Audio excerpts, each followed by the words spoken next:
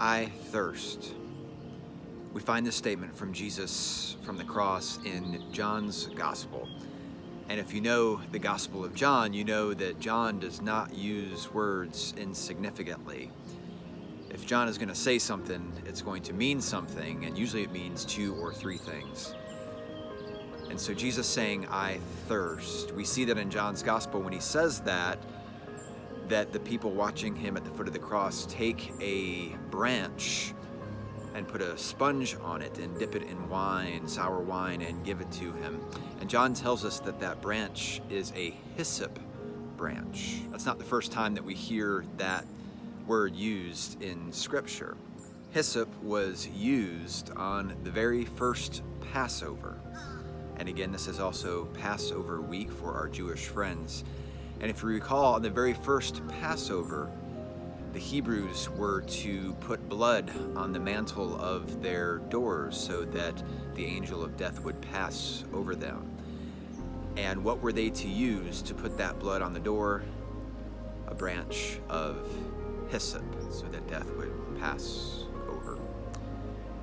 We also see the word hyssop used in the Psalms. Psalm 51, which is the traditional psalm that we begin our Lenten journeys with on Ash Wednesday. If you recall what that psalm says, create in me a clean heart, O God, and renew a right spirit within me. In verse 7, we hear this, purify me with hyssop, and I will be clean. Wash me, and I will be whiter than snow. Hyssop, used to help Jesus with his thirst on the cross.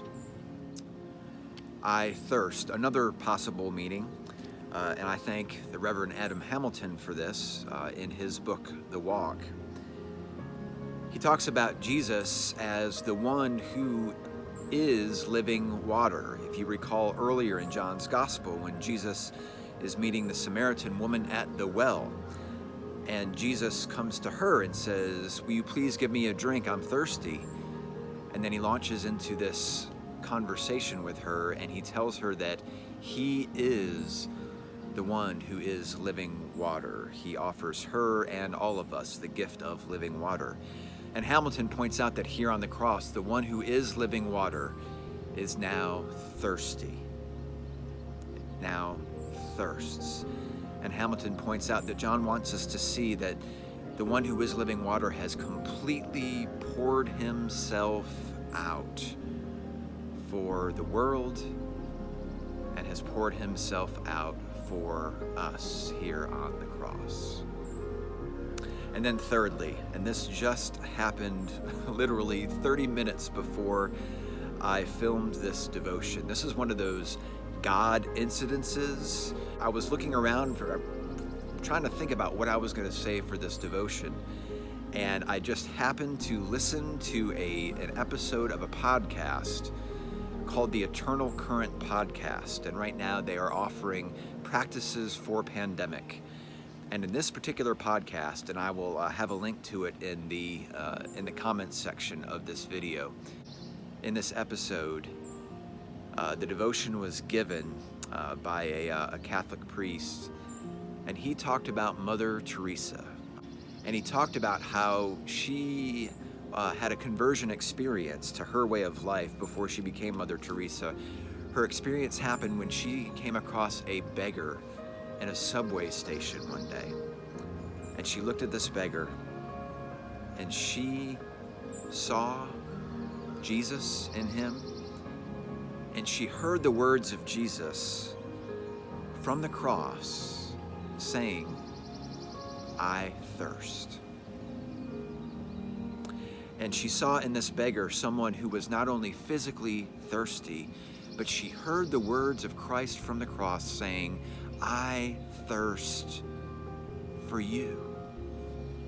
I thirst to be in communion with you. I thirst to be in relationship with you.